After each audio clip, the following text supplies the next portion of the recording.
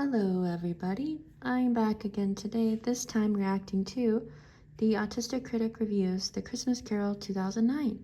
So this is a new video series that is created by QDEV2, so we're going to check it out together. Let's get started, shall we? Yeah.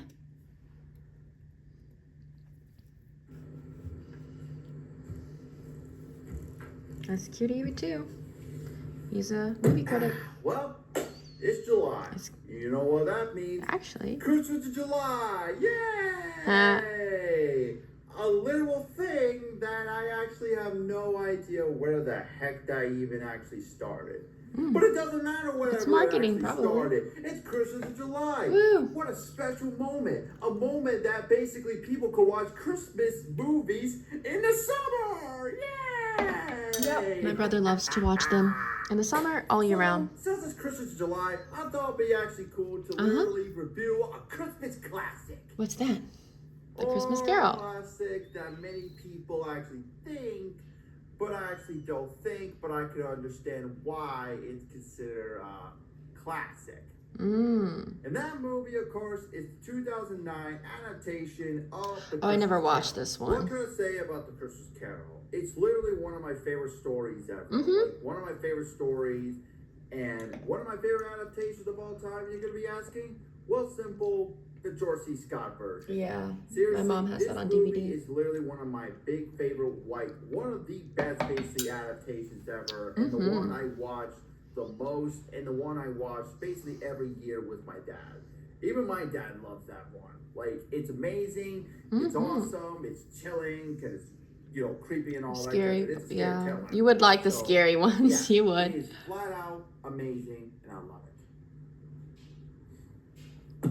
But most basic people's favorite adaptation was the 2009 Christmas Carol. I never watched it. Jim Carrey. Oh, when this movie came out, he's not my favorite. It was a huge deal. I mean, is Disney doing another Christmas Carol? Who remembers that 1980s animated one with Scrooge McDuck and all that? And who remembers the Muppets That's good. Christmas Carol? And Muppets, yeah, those are good too. Wait, when did the Disney actually own the rights for the Muppets? No clue. After that, probably though. Oh, I'm gonna look it up. Well, it's still a good Christmas Carol video. Never mind. I looked it up. It was 2004. It was 2004. Never mind. Wow, that's still actually a lot sooner than I thought. Since they own it, you could say that's basically their second time attempt. But still, I don't really think it even counts because they didn't even bought it yet. So yeah, it doesn't count. I see. So basically, 2009 was their second attempt to make a Christmas Carol. But unlike Scrooge McDuck, this is not basically a short. This time, it's a motion picture. And it's directed by the same guy that directed Back to the Future. And, of course, The Polar Express. Another supposed Christmas classic that I do not like.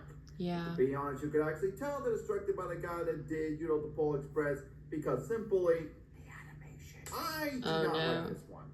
I mean, as a kid, I loved this one back then. I mean, I was 8 years old when this movie came out. I see. Like, I remember, I never watched it. I was so hyped with this movie where I saw the advertisements. You know, I saw, you know, basically people talking about it. I actually remember playing those awesome internet video games, you know, they actually had on the Disney's website. Like, there's this one game I remember playing based on the scene in the movie where, you know, where he basically uses that, you know, lighter, I forgot what they're called, but those things you basically, you know, those little light things and all that.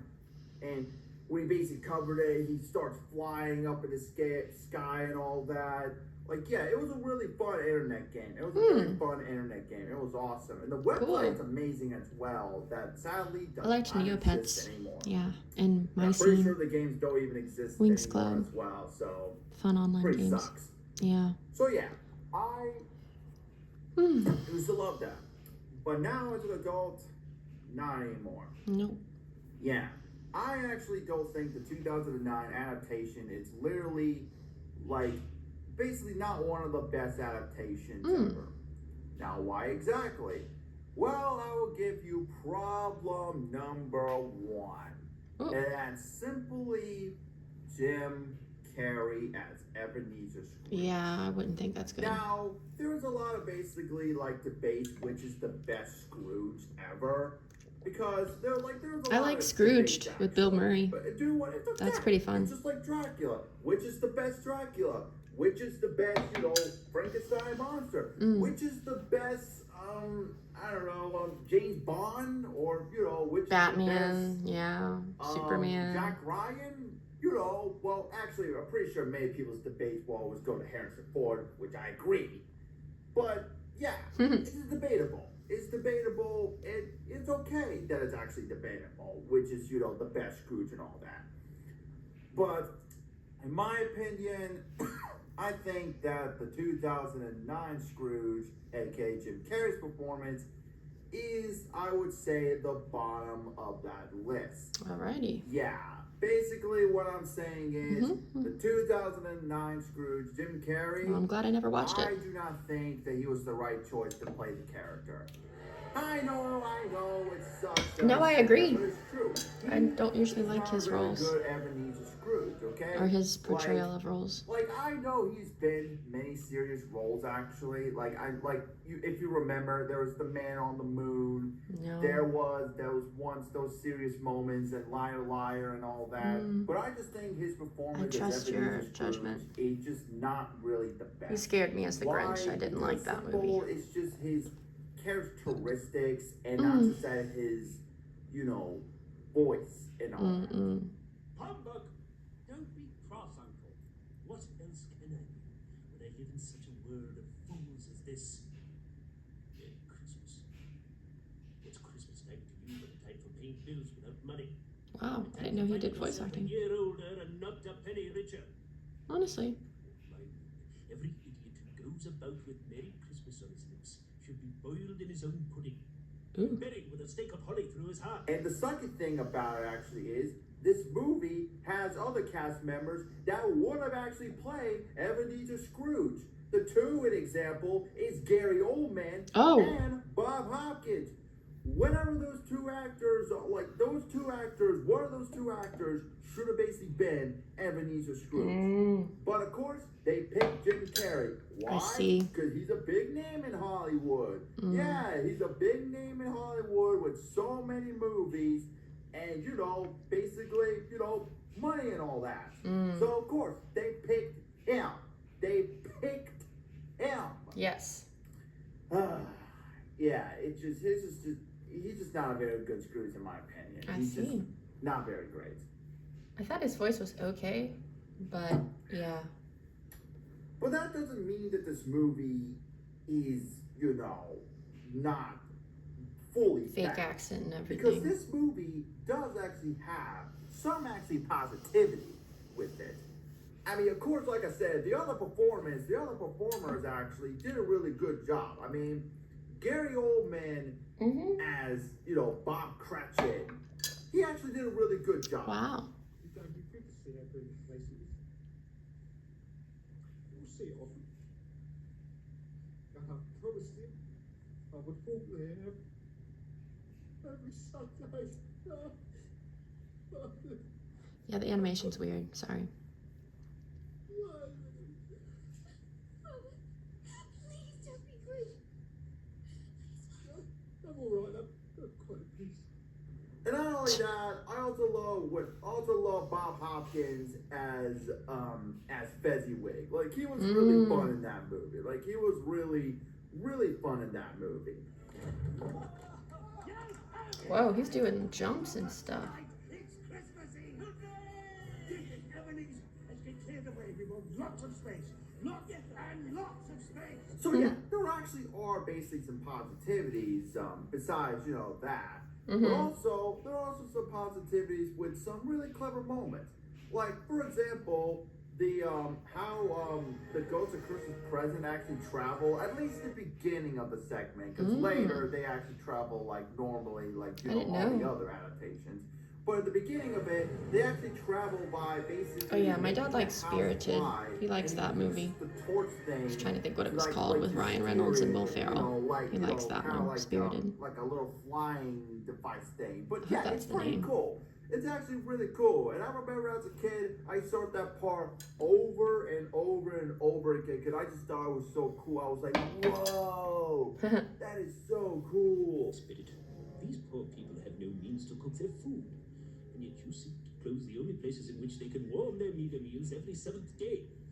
Ha. So yeah, there are some positivities with this movie. This movie actually, I could see how it actually is a classic. Well, But I don't think I'll ever watch it. this is where I'm going to be telling you about more of its flaws. AKA the flaw that I also really actually have basically sort of with the Polar Express. It tried way too much. But this time, I think tried way too much, even harder than the Polar Express. I see. And that's simply this.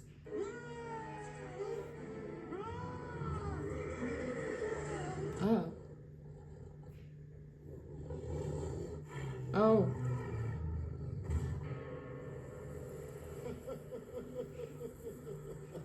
Whoa. Whoa. Feels like a Halloween movie now. Look, I kind of actually get it. The Christmas Carol, it's a scary tale. It's a totally spooky little, creepy tale. But why in the world does it have to have jump scares? I mean, Jump scares. seriously, why, out of all things, jump scares?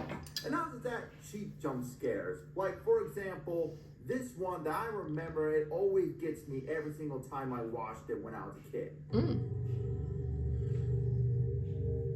Ah, God, like, that was so bad. Like, seriously, like, you could see it coming.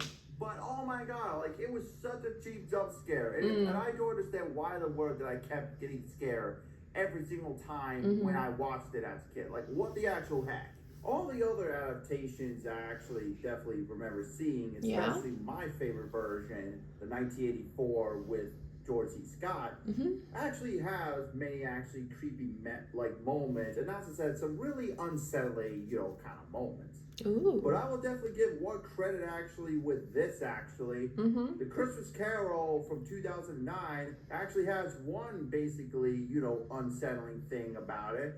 And it's actually a character that wasn't even meant to be unsettling. And that's simply the Ghost of Christmas Past. Why does it look like this? Oh, weird. A fire ghost? I guess it could look like that. Like, oh my goodness. I mean, as a kid, I actually did not mind it. But now looking back, it looks horrifying. It's really weird. Like really weird face, design choice. And not just that creepy voice he actually has.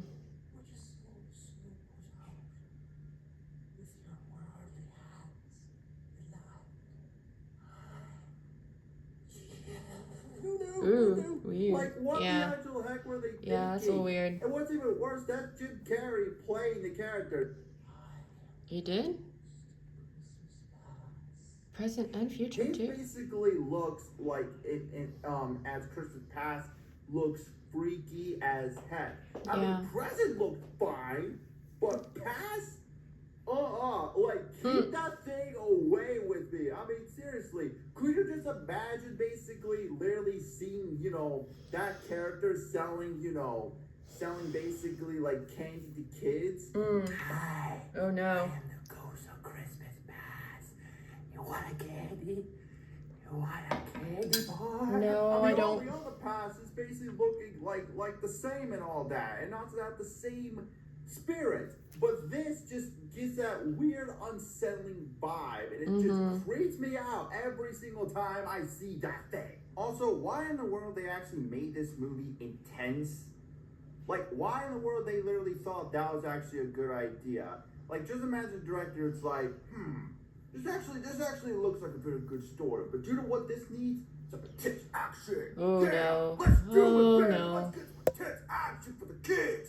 Yeah. No. Yeah, I'm sorry. I'm good. Like the story, the original tale. It's a different type of story. Other adaptations Yeah. were not need to be intense at all. Like they were not intense. It's just a simple walk Exactly. in the park, all right? Like seriously. Or like the moments go to of Christmas past, teleporting shows to the Christmas past or whatever Go to could be Christmas intense. present, shows us the present. Future, future. End of story. He's good. Simple as that. That is basically what it basically all the other ones basically need to be. But this one, oh no, we need some intense action. We need basically him being chased by an evil ghost horse or whatever that thing is, and making Scrooge shorts and all that, making him getting hit by a bunch of icicles. Like it is some crazy action, some intensity. You know, like yeah, it will be so fun. I see. But it isn't fun.